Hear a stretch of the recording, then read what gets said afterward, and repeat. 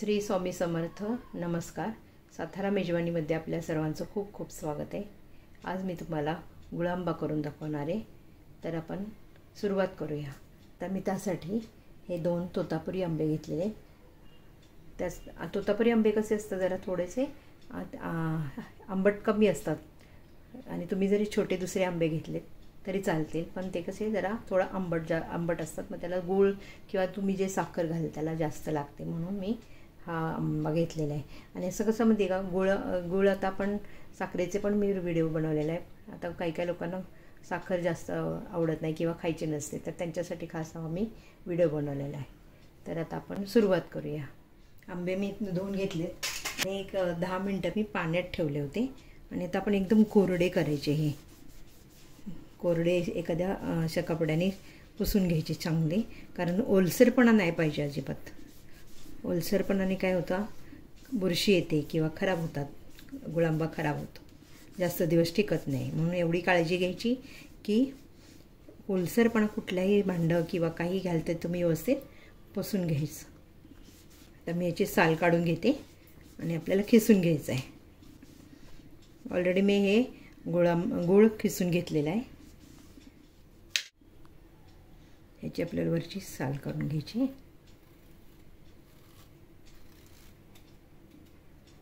कठीण आहे आंबा, आपल्याला जरा कठीणच पाहिजे, पिकलेला नाही घ्यायचा किंवा मऊ झालेला नाही घ्यायचा. आता मी आंब्याची साल काढून घेतलेली. आता आपल्याला आता आंबा खिसून घ्यायचा आहे. कोणतीही तुम्ही वस्तू घ्याल ना, ती एकदम व्यवस्थित कोरडी करून घ्यायची फडक्याने. आता मी खिसून घेते आंबा.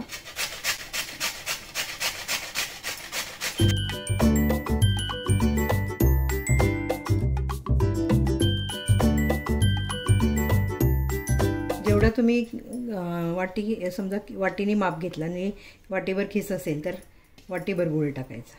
2 आंबे, तोतापुरी 2 आंबे मी खिसून घेतलेत. आता हे मी मोजमाप करून तुम्हाला व्यवस्थित सांगते. या 2 वाटी आपला खिस आहे, तो 2 वाट्याला तुम्ही 2 वाट्या गूळ टाका. थोडासा कमी घातलात तरी चालेल, कारण तोतापुरी आंबा कसा जरा थोडा गोडसर असतो, आंबट नसतो म्हणून. आता मी ह्या 2 वाट्या आंब्याचं खीस घेतलेलं आहे. हे 2 वाट्या आंब्याचं खीस जो घेतला आहे, थोडंसं काय करायचं, ह्यातलं थोडं पाणी काढायचं. म्हणजे काय होतं, हा जो गुळांबा आहे ना, तो वर्षभर टिकतो. 5-6 महिने किंवा वर्षभर तुम्ही वापराल तसं. फक्त एवढंच की ह्याला कुठल्याही प्रकारचं पाणी लागून नाही द्यायचं. आणि हा जो पाणी का काढते मी, टिकण्यासाठी. नाही काढलं तुम्ही तरी चालेल. आता ज्या आपल्या कढईत करायचं आहे त्याच कढईत मी हा आंबा खिसलेला थोडंसं पाणी काढून घेतलेलं आहे. कढईसुद्धा मी एकदम कोरडी करून घेतली. आता जेव्हा आपण हात धुतो तो सुद्धा एकदम कोरडा करायचा, उलसरपणा अजिबात नाही लावून द्यायचा त्याला. आता हा जो गूळ खिसलेला आहे तो यामध्ये मी घालते. 2 वाट्या आंब्याचं खीस आणि 2 वाट्या गूळ. तर आता 2 वाट्या तुम्हाला जर नसेल घालायचा तर तुम्ही 1.5 वाटी घाला. जसं गोड म्हणजे ज्यांना गोड जसं जास्त आवडतं त्या पद्धतीत. मी पण थोडा कमीच घालणार आहे.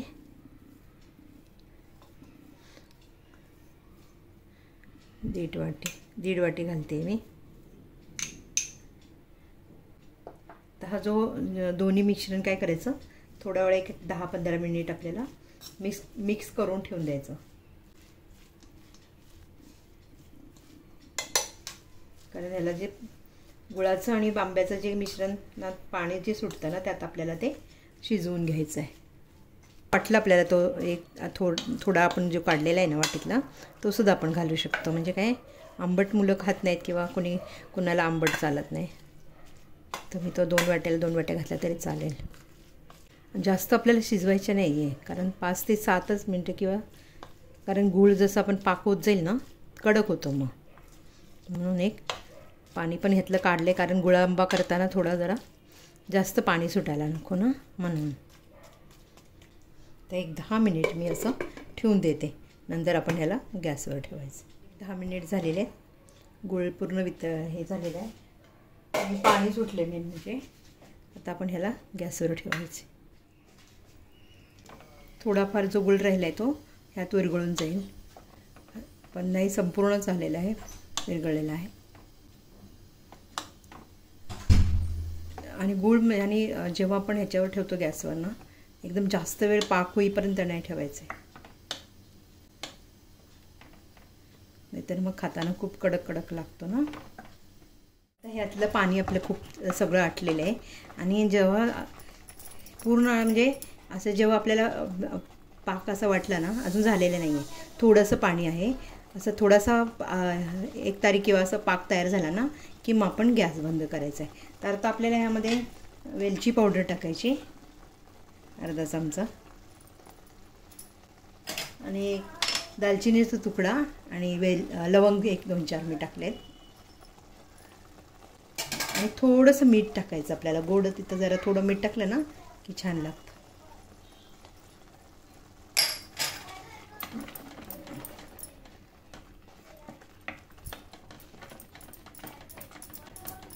जास्त आपण वेळ ठेवला ना की कडक होतो आणि पाक घट्ट होतो. तर आपल्याला घट्ट नाही करायचं आहे, असंच हे करायचं आहे. कलर पण खूप छान आला. आपल्याला जशात आपलं गूळ जसं असेल ना त्याप्रमाणे त्याचा कलर येतो. आपल्याला जेवणात समजा भाजी, चपाती, डाळ आणि हे त्याच्याबरोबर एक थोडंसं ताटात चमचावर घेतलं, खूप छान लागतं जेवताना. तुम्ही साखरेचा करा, पण मी हा व्हिडिओ साखरेचा पण केलेला आहे. हा मी खास ज्यांना म्हणजे साखर खायची नाही त्या लोकांसाठी खास व्हिडिओ बनवलेला आहे. तर तुम्ही सगळ्यांनी लाईक करा आणि शेअर पण करा. तर आपल्याला गॅस बंद करायचा आहे, जास्त आपल्याला पाक तयार करायचा नाही, नाहीतर आपल्याला मग गुळांबा खाता येणार नाही, कडक होईल मग थंड झाल्यावर. आता एकदम थंड होऊन द्यायचं जरा. झालेला आहे आता.